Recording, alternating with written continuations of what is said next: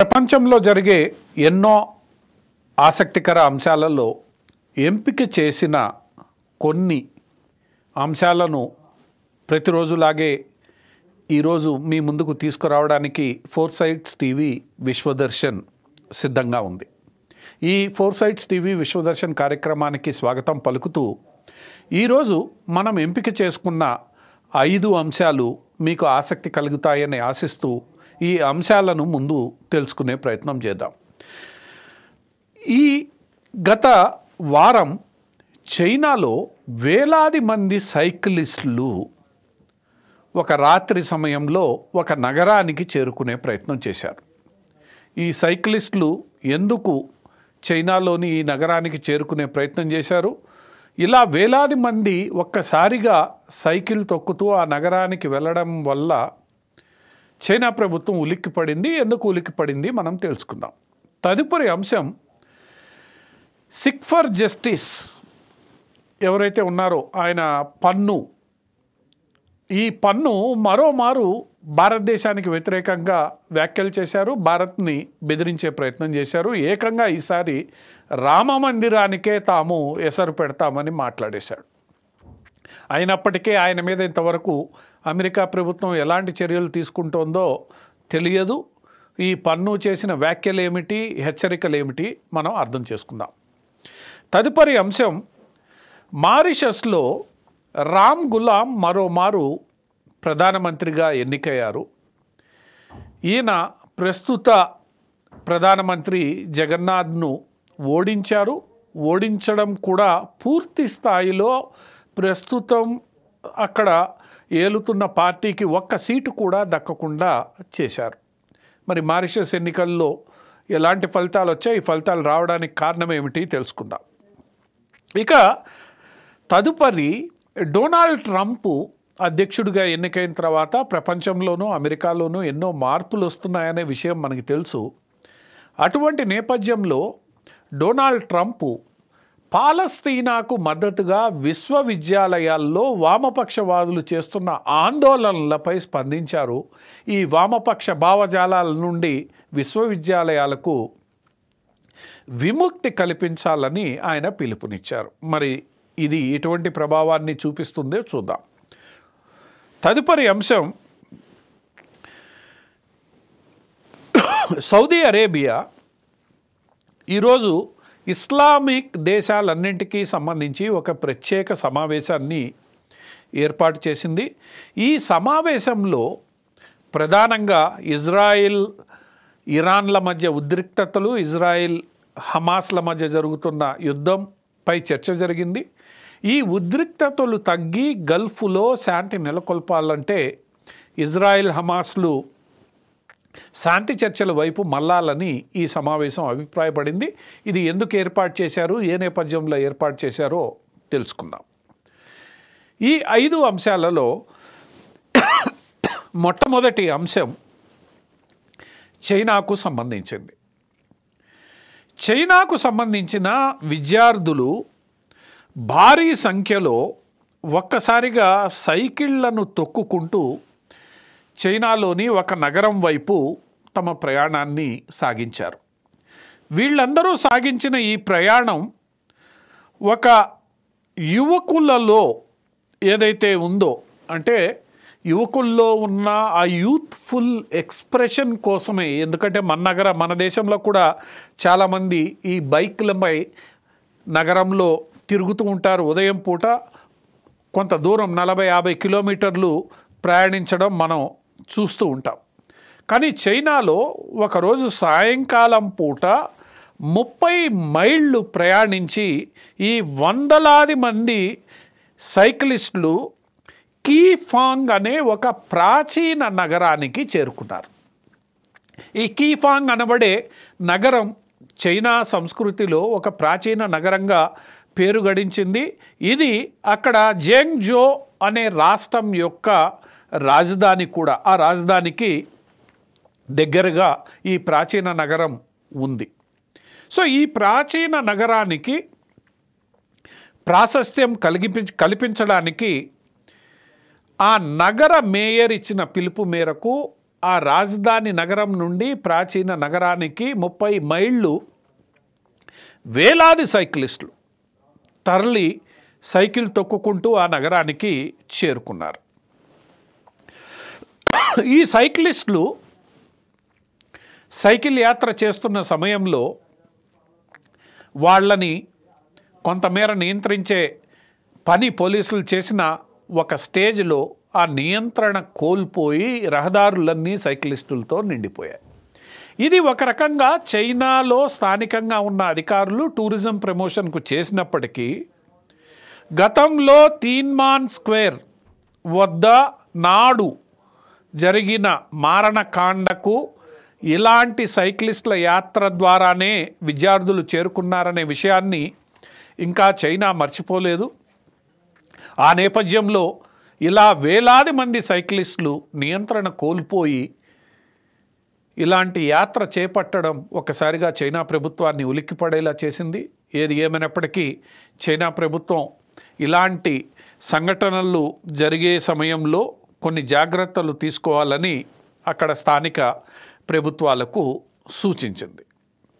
ఇక తదుపరి అంశం మనం చర్చించుకోబోయే అంశం ఖలిస్తానీ టెర్రరిస్ట్ ఎవరైతే గుర్పత్వంత్ సింగ్ ఈయన సిక్స్ ఫర్ జస్టిస్ అనే సంస్థకు ఆయన అధ్యక్షుడిగా ఉన్నారు. అంటే ఒక ఖలిస్తాన్ తీవ్రవాది గుర్పత్వంత్ సింగ్ అలియాస్ పన్ను అనబడే వ్యక్తి ఖలిస్తాన్ ఉద్యమానికి మద్దతుగా అమెరికాలో సిక్స్ ఫర్ జస్టిస్ అనే సంస్థను ఆయన నిర్వహిస్తున్నారు. ఈ సంస్థ తరపున ఈరోజు అటు కెనడాలోను ఇటు అమెరికాలోను ఎన్నో గందరగోళాలు జరుగుతూ ఉన్నాయి. ఆ గందరగోళాల నేపథ్యంలో గతంలో కూడా ఈ పన్ను భారత్ వ్యతిరేక వ్యాఖ్యలు ఎన్నో చేశారు. ఇది మనం ఈరోజు తీసుకోబోయే రెండవ అంశం. ఈ రెండవ అంశంలో ప్రధానంగా ఈ పన్నును చంపాలనే భారత ప్రభుత్వం ప్రయత్నించిందని అక్కడ అమెరికా ప్రభుత్వం వ్యాఖ్యలు చేసింది, భారత్పై ఆరోపణలు కూడా చేసింది. అలాంటి పరిస్థితుల్లో ఈ పన్ను పలు సందర్భాల్లో భారత్కు వ్యతిరేకంగా రెచ్చిపోయారు. ఇటీవల ఆయన ఒక స్టేట్మెంటు చేశారు. ఆ స్టేట్మెంటు ఏదైతే పన్ను చేశారో ఆ స్టేట్మెంట్లో ఆ పన్ను ఏమని హెచ్చరిక జారీ చేశారంటే భారత్లోని హిందూ దేవాలయం ఇటీవల ప్రారంభమైన ప్రధానమైన హిందూ దేవాలయం ఏదైతే ఉందో ఆ హిందూ దేవాలయమైన రామ మందిరాన్ని ఆయన కూల్చివేస్తానని ప్రకటించాడు. ఈ రామ మందిరాన్ని కూల్చివేస్తానని పన్ను ప్రకటించడమే కాకుండా కెనడాలోను ఇతరత్రా దేశాల్లో ఉన్న హిందూ ఆలయాలన్నింటిపై కూడా తాము దాడులు చేస్తామనే విషయాన్ని ఈ పన్ను ప్రకటించాడు. అందుకు ఈ పన్ను సమయాలను కూడా ఆయన చెప్పాడు. ఏ తారీఖుల్లో మేము ఈ దాడుల్ని చేస్తాము, నవంబర్ 16, 17 తారీఖుల్లో మేము ఈ దాడులు చేయనున్నామని పన్ను హెచ్చరికలు జారీ చేశాడు. గతంలో కూడా పన్ను భారత్ అంటే ఎయిర్ ఇండియాకు సంబంధించిన విమానాలు ఎక్కవద్దు, ఆ విమానాలపై ఎప్పుడైనా దాడి జరిగే అవకాశం ఉందని ఆయన హెచ్చరించాడు. ఇలా అమెరికాలోని ఒక పౌరుడు ఒక దేశం మీద ఆ దేశానికి సంబంధించిన ఇతరత్ర విషయాలలో ఇంత తీవ్రవాద భావాలతో స్పందిస్తున్నప్పటికీ అతనిపై అక్కడ అమెరికా ప్రభుత్వం ఏం చర్యలు తీసుకుందో మనకి ఇంకా అర్థం కావట్లేదు. అతనిపై గట్టి చర్యలు తీసుకోమని భారతదేశం ఎందుకు అమెరికాను గట్టిగా కోరడం లేదో అర్థం కావట్లేదు. ఏమైనప్పటికీ ఇప్పుడు అమెరికాలో బైడెన్ ప్రభుత్వం, ఎందుకంటే బైడెన్ ప్రభుత్వంలో ఈ ఖలిస్తాన్ మద్దతుదారులందరూ రెచ్చిపోయారనే విషయం మనకి తెలుసు. రేపు ట్రంప్ వచ్చిన తర్వాత వీళ్ళందరి పరిస్థితి ఎలా ఉంటుందో మనం వేచి చూస్తాం.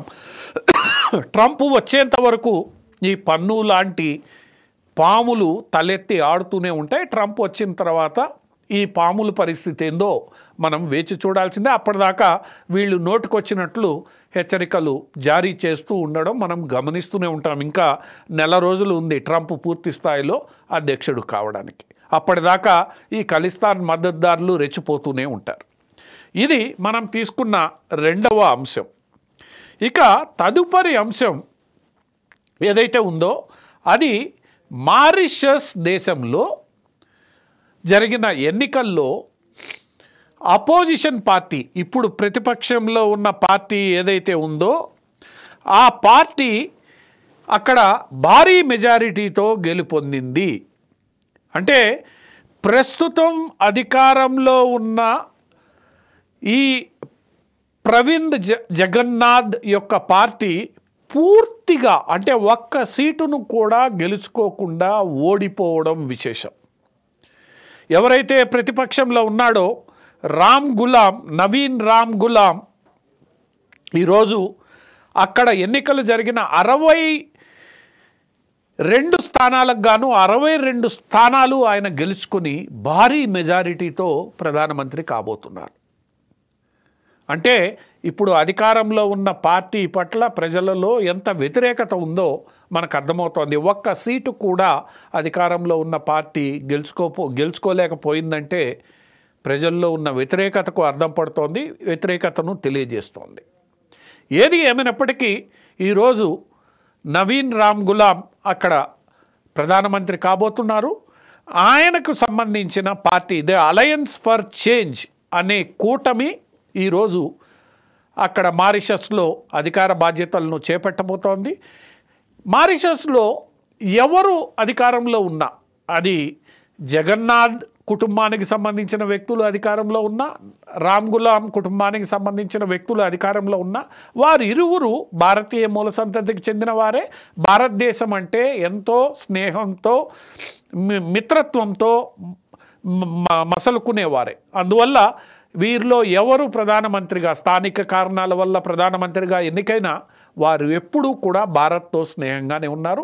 అదే విషయాన్ని ఈ రామ్ గులాం ఎన్నికైన తర్వాత ఆయనకు శుభాకాంక్షలు తెలియజేస్తూ ప్రధానమంత్రి నరేంద్ర మోడీ కూడా పేర్కొనడం జరిగింది. ఏది ఏమైనప్పటికీ ప్రజా వ్యతిరేకత ఒక్కసారి వస్తే అది పూర్తిగా సునామీలాగా వస్తుందనేది మారిషస్ ఎన్నికలు ఈరోజు రుజువు చేసే.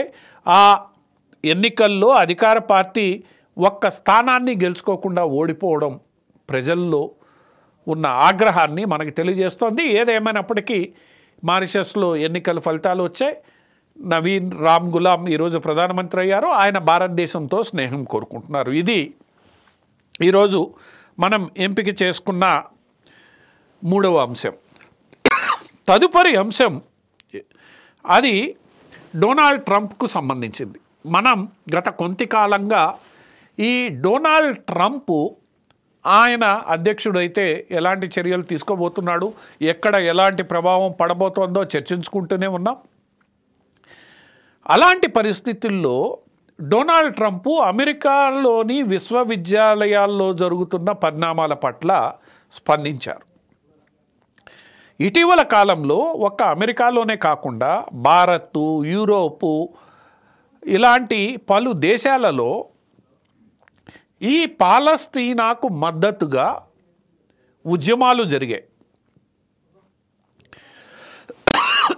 ఈ ఉద్యమాలు ఏ స్థాయికి వెళ్ళాయంటే ఆ ఉద్యమానికి వ్యతిరేకంగా మాట్లాడితే చాలు వారి మీద హింసకు దిగే పరిస్థితులకు దిగజారిపోయాయి.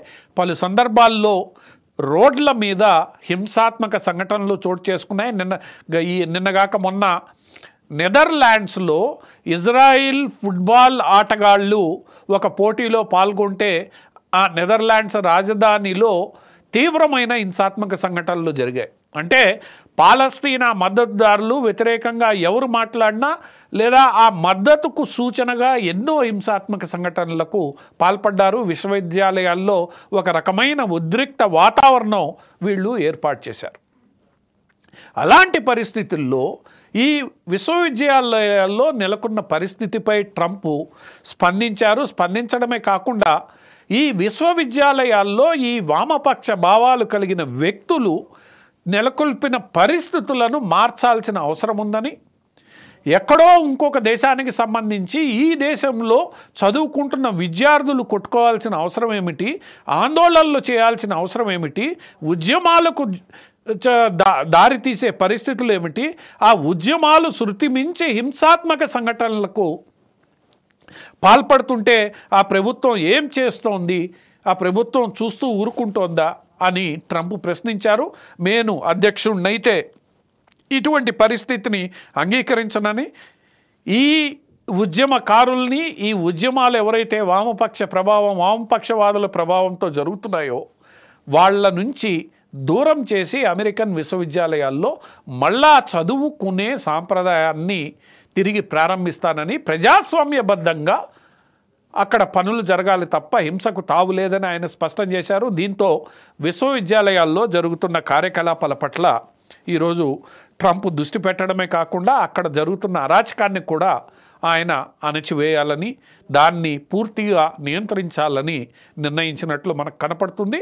ఇదే పరిస్థితి ఈరోజు యూరోప్లో కూడా ప్రభుత్వాలు చేసే ప్రయత్నం చేస్తున్నాయి, భారత్లోనూ ప్రభుత్వం చేసే ప్రయత్నం చేస్తోంది. ఎక్కడో ఏదో జరిగిన సంఘటనలకు ఇక్కడ విద్యార్థులు ఆందోళనలు చేయడం, హింసకు పాల్పడడం ఏమాత్రం సమంజసం కాదనే విషయాన్ని విద్యార్థులు గ్రహించాలి, లేదా ప్రభుత్వాలు కఠిన చర్యలు తీసుకుంటాయి. ఇక చివరి అంశం ఏదైతే ఉందో అది సౌదీ అరేబియాలో ఇజ్రాయెల్ హమాస్ మధ్య జరుగుతున్న పోరు. ఈ పోరు కారణంగా ఇజ్రాయెల్ ఇరాన్ల మధ్య తలెత్తిన ఉద్రిక్తతలపై ఒక పూర్తిస్థాయి సమావేశం జరిగింది. ఈ సమావేశంలో గల్ఫ్లోనే కాకుండా ఇస్లామిక్ దేశాలుగా పేరు గడించిన పలు ఇస్లామిక్ దేశాలు, గల్ఫ్లోని ఇతరత్ర దేశాలు కూడా పాల్గొన్నాయి. వీరందరూ కూడా ఈరోజు గల్ఫ్లో నెలకొన్న పరిస్థితులపై చర్చించి ఇక్కడ శాంతిని ఎలా నెలకొల్పాలనే విషయంపై దృష్టి సారించారు. వాళ్ళందరూ ఒక ఏకాభిప్రాయానికి వస్తూ గల్ఫ్లో శాంతి నెలకొనాలి అనంటే ఇజ్రాయిల్ పాలస్తీనాల మధ్య జరుగుతున్న యుద్ధం ఆపాలని, ఆ యుద్ధం ఆగితే కానీ ఇక్కడ శాంతి రాదని, ఈ దిశగా ఇప్పటికైనా ఇజ్రాయిల్ వెనక్కి తగ్గాలని సూచించారు. అలానే పాలస్తీనా ఇజ్రాయెల్ మధ్య పూర్తి స్థాయి శాంతి నెలకొనేలా ఈ రెండు దేశాల సిద్ధాంతాన్ని వీళ్ళు మరోమారు తెరపైకి తీసుకొచ్చారు. పాలస్తీనీయులకు పాలస్తీనా, ఇజ్రాయిలీలకు ఇజ్రాయిల్ ఉండాలని, ఈ రెండు శాంతియుతంగా కలిసిమెలిసి జీవించగలిగే పరిస్థితులు ఉంచాలని, ఈ దిశగా హమాస్, హిజ్బుల్లా లాంటి సంస్థలు కూడా ఒక జాగ్రత్తగా దానికి పరిష్కారాన్ని చూపేలా ప్రవర్తించాలని కూడా వీళ్ళు అక్కడ మాట్లాడడం జరిగింది. ఏదేమైనప్పటికీ ఈరోజు గల్ఫ్లో శాంతిని నెలకొల్పాలనే దిశగా అక్కడ దేశాలన్నీ నడుము కట్టే ఈ ప్రయత్నాలకు ఇరాన్ కూడా మద్దతు తెలియజేసింది. ఇరాన్ మద్దతు బహిరంగంగా చెప్పకపోయినా తాను మద్దతు పలుకుతున్నానని, ఉద్రిక్తతలను తగ్గించాలని కూడా ఇరాన్ కోరుకుంటూ ఉంది. ఎందుకంటే ట్రంప్ అధ్యక్ష బాధ్యతలు చేపట్టడానికి ముందే అక్కడ శాంతి నెలకొల్పాలనేది బీడెన్ పట్టుదలకు ఇప్పటికే ఖతార్ తలొగ్గింది, సౌదీ అరేబియా తలొగ్గింది. సో రాబోయే రోజుల్లో ఇజ్రాయెల్ హమాస్ల మధ్య శాంతి చర్చలు జరిగే అవకాశాలు కనిపిస్తున్నాయి. ఏది ఏమైనప్పటికీ ఈ యుద్ధానికి త్వరలో ముగింపు వచ్చే అవకాశము మనకు కనిపిస్తోంది. ఇవి ఈరోజు మనం ఎంపిక చేసుకున్న 5 అంశాలు. ఈ 5 అంశాలు మీకు ఆసక్తి కలిగించాయని ఆశిస్తూ నేటి ఈ 4 సైట్స్ టీవీ విశ్వదర్శన్ కార్యక్రమానికి సెలవు. రేపు మరికొన్ని ఆసక్తికరమైన అంశాలతో 4 సైట్స్ టీవీ విశ్వదర్శన్ కార్యక్రమంలో కలుద్దాం.